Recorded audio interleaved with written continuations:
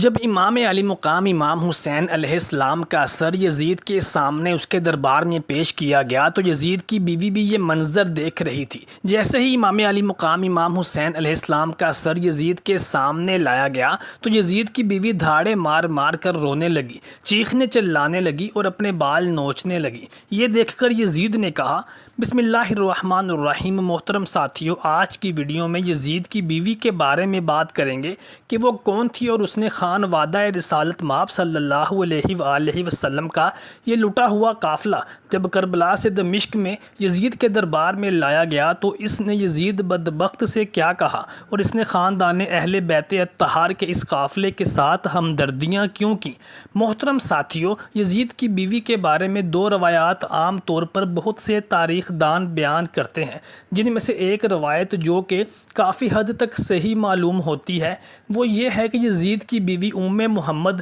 حضرت زینب بنت علی المرتضیٰ علیہ السلام کی سوتیلی بیٹی تھی۔ حضرت زینب بنت علی المرتضیٰ رضی اللہ تعالی عنہ کی شادی حضرت جعفر بن طیار رضی اللہ تعالی عنہ کے بیٹے عبداللہ بن جعفر سے ہوئی تھی، لیکن عبداللہ بن جعفر نے سیدہ زینب سلام اللہ علیہا کو طلاق دے دی تھی اور عبداللہ بن جعفر کی ایک اور بیوی کے بطن سے پیدا ہونے والی ان کی بیٹی ام محمد تھی جو کہ یزید کے نکاح میں تھی۔ اس طرح سے ام محمد یزید کی بیوی سیدہ زینب سلام اللہ علیہا کی سوتیلی بیٹی تھی اور اس لحاظ سے یزید سیدہ زینب بنت علی المرتضیٰ کا داماد تھا اور سیدہ زینب یزید کی ساس بھی لگتی تھی۔ یہی وجہ تھی کہ جب امام علی مقام امام حسین علیہ السلام کا سر اقدس تشت میں رکھ کر یزید کے سامنے پیش کیا گیا تو یزید کی بیوی ام محمد نے سخت رنج اور دکھ کا اظہار کیا اور یزید کو خوب ملامت کیا۔ محترم ساتھیوں، اب دوسری روایت بیان کرتے ہیں۔ دوسری روایت کے مطابق یزید کی بیوی نے امام علی مقام امام حسین علیہ السلام کے سر اقدس کو دیکھ کر چیخیں کیوں ماری تھیں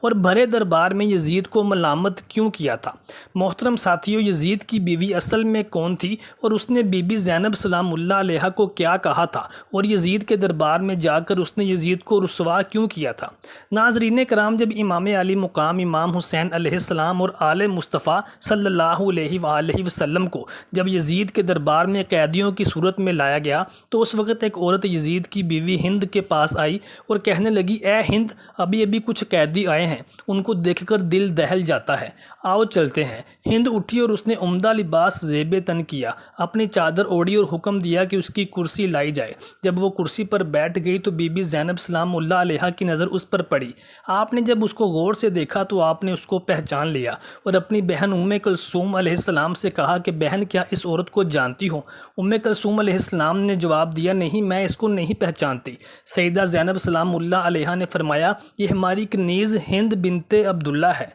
جو ہمارے گھر میں کام کاج کیا کرتی تھی۔ زینب سلام اللہ علیہا کی بات سن کر بی بی ام کلثوم رضی اللہ تعالی عنہ نے اپنا سر نیچے کیا اور سیدہ زینب بنت علی رضی اللہ تعالی عنہ نے بھی اپنا سر مبارک نیچے جھکا لیا تاکہ ہند ان کی طرف متوجہ نہ ہو سکے، لیکن ہند دونوں بیبیوں کو غور سے دیکھ رہی تھی۔ اس نے آگے بڑھ کر پوچھا کہ آپ دونوں نے ابھی آپس میں کیا گفتگو کی ہے، جس کے بعد پراسرار طور پر آپ دونوں نے خاص انداز میں اپنے اپنے سر نیچے جھکا لیے ہیں، کوئی خاص بات ہے؟ حضرت بی بی زینب سلام اللہ علیہا نے کوئی جواب نہیں دیا اور خاموش رہیں۔ اس ہند نے پھر پوچھا کہ آپ کس علاقے سے آئی ہیں؟ سیدہ زینب سلام اللہ علیہا خاموش نہ رہ سکیں اور فرمایا کہ ہم مدینہ منورہ کے رہنے والے ہیں۔ جب ہند نے مدینہ منورہ کا نام سنا تو اپنی کرسی کو چھوڑ دیا اور احترام سے کھڑی ہو گئی اور پوچھنے لگی، بہن، کیا آپ مدینہ منورہ والوں کو جانتی ہیں؟ حضرت زینب سلام اللہ علیہا نے فرمایا، تم کن مدینہ والوں کے بارے میں پوچھ رہی ہو؟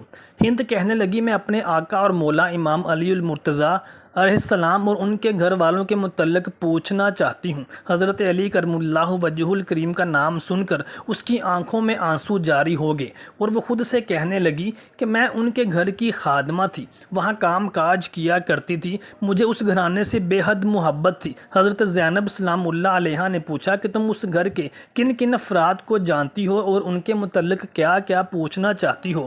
تو یزید کی بیوی ہند کہنے لگی کہ میں حضرت علی رضی اللہ تعالیٰ عنہ کی اولاد کا حال معلوم کرنا چاہتی ہوں۔ میں امام علی مقام امام حسین علیہ السلام اور ان کی اولاد یعنی امام حسین علیہ السلام کی اولاد اور امام علی رضی السلام کی پاک باز بیویوں کا حال معلوم کرنا چاہتی ہوں۔ خاص طور پر میں اپنے آقا و مولا کی بیٹیوں ام کلثوم اور زینب سلام اللہ علیہ اجمعین کی خیریت معلوم کرنا چاہتی ہوں، اور فاطمہ بنت محمد صلی اللہ علیہ وآلہ وسلم کی باقی اولاد کے بارے میں معلوم کرنا چاہتی ہوں۔ حضرت زینب سلام اللہ علیہ نے جب یہ سنا تو آپ نے ہند کی بات سن کر اشک بار آنکھوں سے جواب دیا، ہم اس گھر کو خالی چھوڑ کر آئے ہیں۔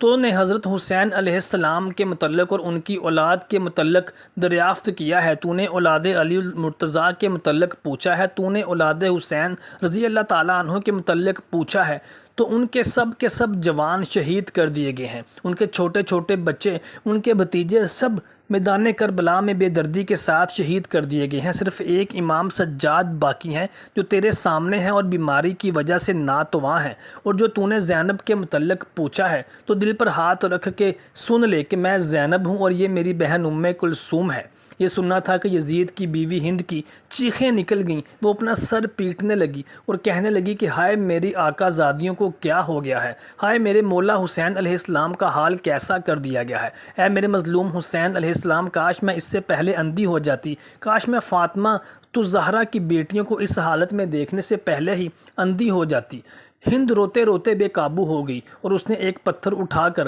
اپنا سر اس پتھر پر پیٹنے لگی اور اتنی زور سے سر پیٹا کہ اس کا سارا بدن خون سے لہو لہان ہو گیا اور وہ بے ہوش ہو گئی۔ جب اس کو ہوش آیا تو بی بی زینب سلام اللہ علیہ نے اس کی طرف متوجہ ہو کر فرمایا کہ اے ہند، اب تم اپنے گھر چلی جاؤ، کیونکہ تمہارا شوہر یزید بہت بدبخت اور ظالم شخص ہے۔ ہم اپنی مصیبت کا وقت گزار ہی لیں گے، لیکن یہ نہیں چاہتے کہ ہمارے احترام میں مودت اور عقیدت کی وجہ سے تو بھی کسی پریشانی کا شکار ہو جائے اور تیرا سکون بھی برباد ہو جائے۔ ہند نے جواب دیا، یا خدا، مجھے میرے اپنے آقا مولا حسین علیہ السلام سے زیادہ کوئی عزیز نہیں۔ میری پوری زندگی کا سکون ختم ہو چکا ہے۔ اب میں اپنی زندگی کے باقی لمحات کو اسی طرح سے روتے ہوئے ہی گزارنا چاہتی ہوں، اور میرے آقا زادیوں سے آج درخواست کرتی ہوں کہ آج آپ سب کی سب میرے گھر تشریف لائیں۔ اگر آپ میرے گھر تشریف نہیں لائیں گی تو میں بھی آپ کے ساتھ یہیں پر بیٹھی رہوں گی اور اپنے گھر نہیں جاؤں گی۔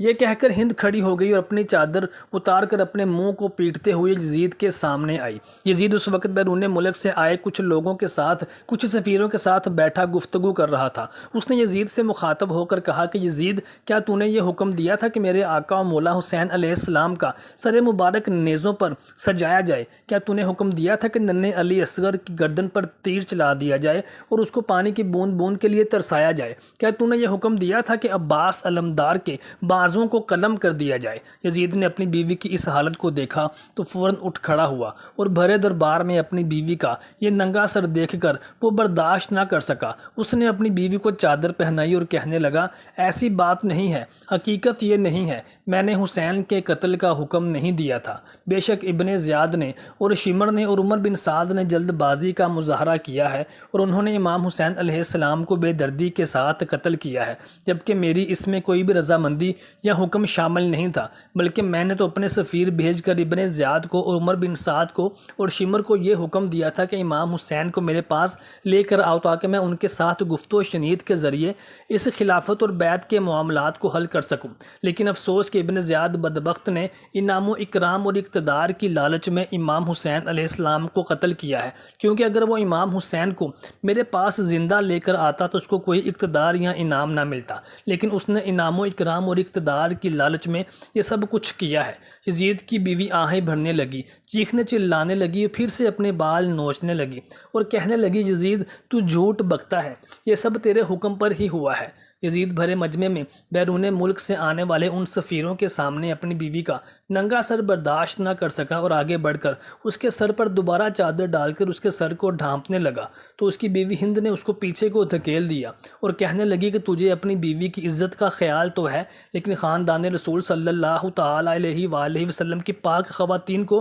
تو نے ننگے سر کر کے بے آبرو کرنے کی جسارت کی ہے، ان کو بازاروں میں، ان کو گلی کوچوں میں قیدی بنا کر تو نے گھمایا ہے، تب تیری غیرت کہاں تھی؟ یہ سن کر یزید کے دربار میں موجود دوسری عورتیں بھی یزید کو لعنت اور ملامت کرنے لگیں۔ حضرت زینب سلام اللہ علیہ اور امام زین العابدین علیہ السلام نے بھی یزید کے بھرے دربار میں اس کے کالے کرتوت اور راز فاش کیے، اس کی کارستانیاں بیان کی اور کربلا کے تپتے ریگستان میں ہونے والے خاندان اہل بیت پر ڈھائے جانے والے مظالم کے بارے میں بڑے دربار میں مجمع کو بتایا تو یزید بدبخت کو بغاوت کے پھیلنے کا اندیشہ ہونے لگا اور اس بدبخت نے دربار کو برخاست کرنے کا اعلان شروع کر دیا، اور یزید نے جلد از جلد امام زین العابدین اور حضرت زینب بنت علی المرتضیٰ رضی اللہ تعالیٰ عنہ کی قیادت میں اس قافلے کو مدینہ منورہ بھیجنے کے انتظامات شروع کر دیے۔ محترم ساتھیوں، آپ سے گزارش ہے کہ ہمارے چینل کو سبسکرائب ضرور کر لیجئے، اور اگر آپ کو ویڈیو کے متعلق کوئی سوال ہو یا کوئی تجویز ہو تو کمنٹ سیکشن میں اپنی رائے سے آگاہ کرنا مت بھولیے گا۔